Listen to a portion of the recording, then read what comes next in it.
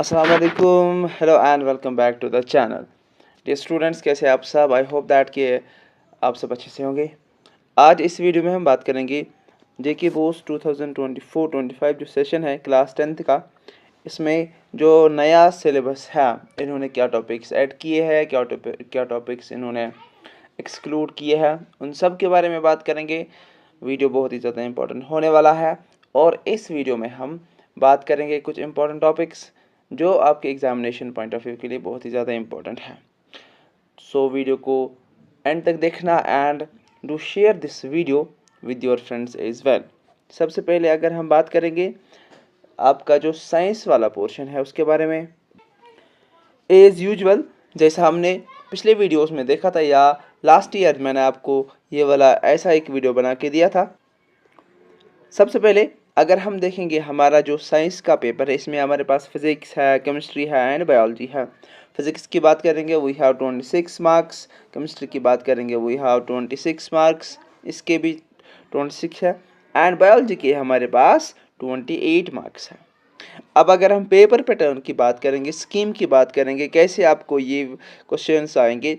सबसे पहले जैसे हमने वीडियोस में देखा था, जैसे मैंने आपको दिखाया था, हमारे पास 3 क्वेश्चंस लॉन्ग आंसर टाइप के होंगे, देन शॉर्ट क्वेश्चंस 9 क्वेश्चंस होंगे, 3 मार्क्स हर एक क्वेश्चन में होगा एंड 10 वेरी शॉर्ट आंसर होंगे और उनमें खाली 2 मार्क्स होंगे जैसा कि यहाँ पर है।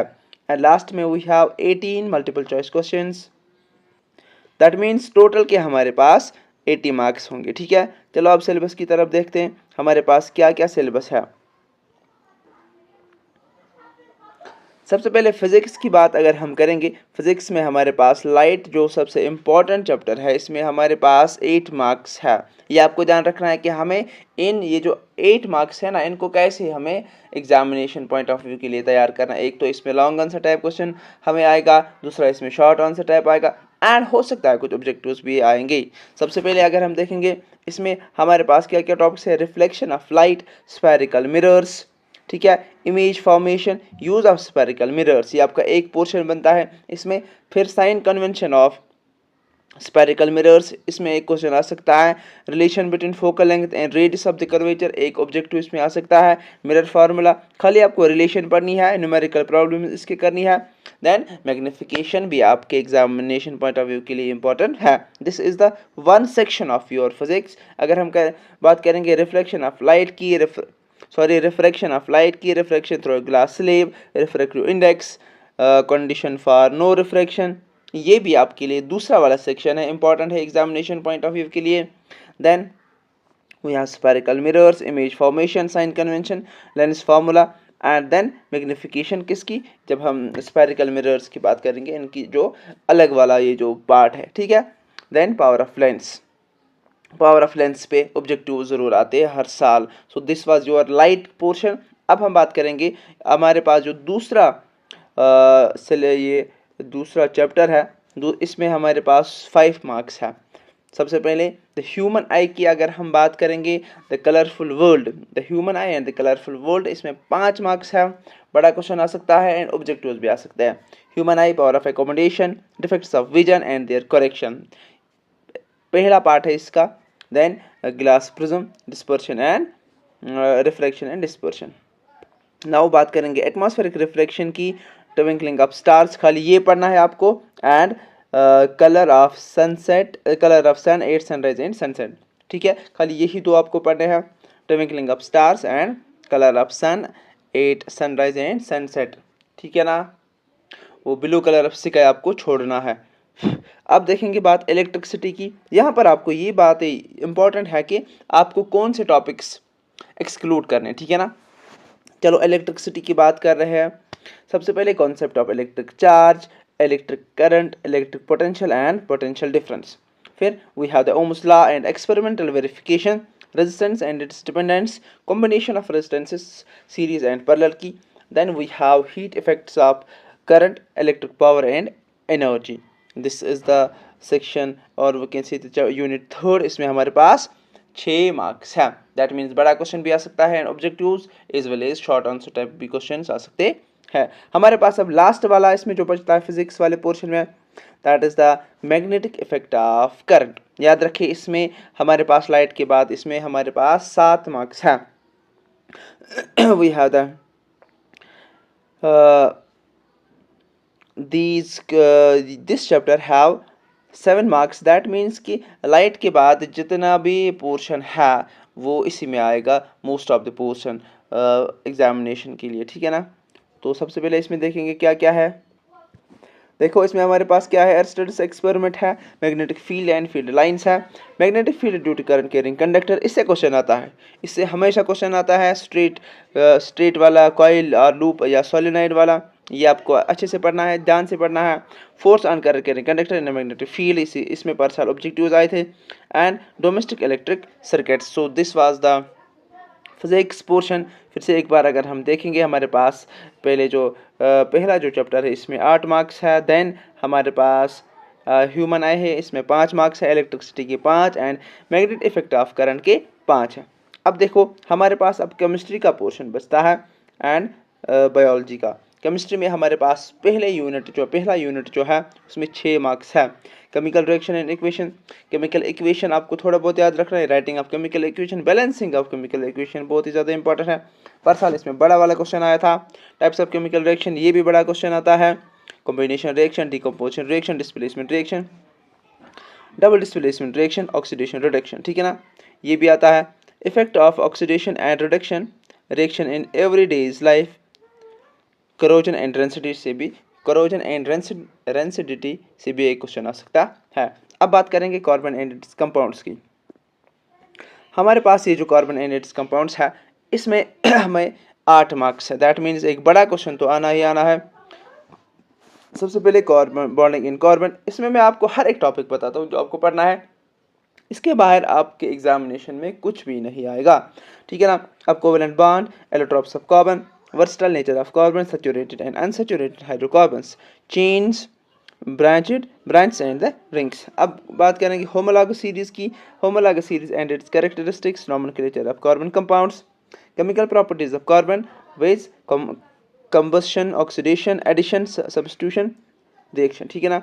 अब बात करेंगे इसकी important carbon compounds like ethanol and ethanoic acid के बारे में पढ़ना है एंड इनकी प्रॉपर्टीज़ के बारे में भी पढ़ना है। देन सोप्स एंड डिटर्जेंट्स, इसमें बड़ा क्वेश्चन आ सकता है। पहले इसमें बड़ा क्वेश्चन यही आता था, अब इन्होंने थोड़ा ट्रेंड चेंज किया है। अब करेंगे हम यूनिट 3 के बारे में बात। इसमें हमारे पास है 7 marks. Metals and non metals की, मेटल्स एंड नॉन मेटल्स का ये जो यूनिट है। Physical properties of metals and non metals आपको पढ़ना है। Chemical properties of metal like action of water, air, acids and salts में आपको reactivity salts of acid salts के बाद आपको रिएक्टिविटी सीरीज ऑफ मेटल्स भी पढ़ना है। Then cause of reactivity of metals and non-metals, properties of ionic compounds, occurrence of metals, their extraction, enrichment of ores, extraction of metals in accordance with activity series, refining of metals, then corrosion of metals and its prevention। ये वाला important question है आपके examination point of view के लिए बहुत ही ज़्यादा ज़रूरी है। अब हमारे पास है unit 4। Dear students, I hope कि आपको ये समझ में आ रहा होगा कि हमें क्या पढ़ना है और क्या टॉपिक्स हमें छोड़ने हैं। अगर हम करेंगे यूनिट 4 की बात, we have this acid bases and salts. इसमें हमारे पास 5 मार्क्स है। एंड सबसे पहले एक इम्पॉर्टेंट बात आपको यहाँ पर याद रखनी है कि ये कॉन्सेप्चुअल टॉपिक है, कॉन्सेप्चुअल यूनिट है। इसमें आपके ऑब्जेक्टिव्स आने के बहुत से चांसेस है। एंड असर्शन और रीजनिंग का जो क्वेश्चन है यहाँ से आ सकता है। Idea about acids and bases, chemical properties of acids and bases, then action of metals, metal carbonates, metal hydrogen carbonates, फिर मेटालिक एसिड्स जैसे non metallic acids and bases आपको पढ़ना है। Then similarities in acids and bases, reaction of acids and bases with water, ये अलग से reactions आपको पढ़नी है। Strength of acid and base solutions, फिर pH and its importance, pH के बारे में पढ़ना है। Idea of salts, their family and pH, chemicals from common salt like sodium hydroxide के बारे में पढ़ना है। बेकिंग सोडा के बारे में पढ़ना है। वॉशिंग सोडा के बारे में पढ़ना है। Then hydrated salt, plaster of Paris के बारे में भी पढ़ना है। This will conclude your chemistry portion. And अब हमारे पास है बायो वाला पोर्शन। बायो में हमारे पास क्या क्या है, सबसे पहले we have the section 1 life processes, इसके कितने मार्क्स है बच्चा, इसके 8 मार्क्स है। व्हाट आर लाइफ प्रोसेसेस, ये आपको थोड़ा बहुत कॉन्सेप्ट याद रखना है। फिर न्यूट्रिशन में आपको एक क्वेश्चन आता ही आता है, autotrophic nutrition, heterotrophic nutrition, how do animals obtain their food और nutrition, then nutrition in human beings आपको याद रखना है। फिर यहाँ पर आपको ये याद रखना है कि आपको ऑटोट्रोपिक न्यूट्रिशन में फोटोसिंथेसिस के बारे में कुछ भी नहीं लिखा गया है, दैट मीन्स वो आप एक्सक्लूड ही मान लो। देन रेस्पिरेशन में आपको यहाँ पर एनारोबिक एंड एरोबिक नहीं पढ़ना है, या रेस्पिरेशन इन ह्यूमन बींग्स नहीं पढ़ना है, दैट इज रेस्पिरेटरी सिस्टम भी आपको नहीं पढ़ना है। फिर वी हैव द ट्रांसपोर्टेशन में खाली आपको प्लांट्स के बारे में पढ़ना है, एनिमल्स के बारे में नहीं पढ़ना है, दैट मीन्स हार्ट के बारे में आपको नहीं पढ़ना है एज पर दिस सिलेबस। फिर excretion in human beings, that is आपको किडनी पढ़नी है, नेफ्रॉन पढ़ना है, and then excretion in plants transpiration के बारे में पढ़ना है। Now we have this unit 2 control and coordination, simple topic है, सिंपल चैप्टर है, इसमें 6 मार्क्स है आपके लिए। अब देखो इसमें क्या क्या करना है। एनिमल्स के बारे में अगर हम देखेंगे, नर्वस सिस्टम पढ़ना है, रिफ्लेक्स एक्शन के बारे में पढ़ना है, then how are these tissues protected, that is meninges के बारे में पढ़ना है, how do nervous tissue cause action, ये भी आपको पढ़ना है। Coordination in plants, immediate response to stimuli, movement due to growth. फिर हार्मोन्स इन एनिमल्स के बारे में पढ़ना है। अब देखो हमारे पास जो थर्ड यूनिट है, that is how do organisms reproduce, इसके भी 6 मार्क्स है। इसमें एक बड़ा क्वेश्चन आ सकता है, या 3 नंबर के क्वेश्चन भी आ सकते हैं, ऑब्जेक्टिव भी आ सकता है। How do organisms create exact copies of themselves, the importance of variation क्यों जरूरी है, ये आपको पढ़ना है। Modes of reproduction used by unicellular organisms, fission, fragmentation, regeneration, vegetative propagation, budding and spore formation.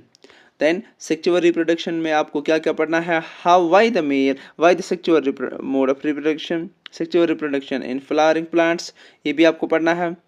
That's pollination आपको पढ़ना है, reproduction in human beings, male and female reproductive system, and what happens when the egg is not fertilised, that is आपको menstrual cycle के बारे में पढ़ना है। Then reproductive health के बारे में भी पढ़ना है।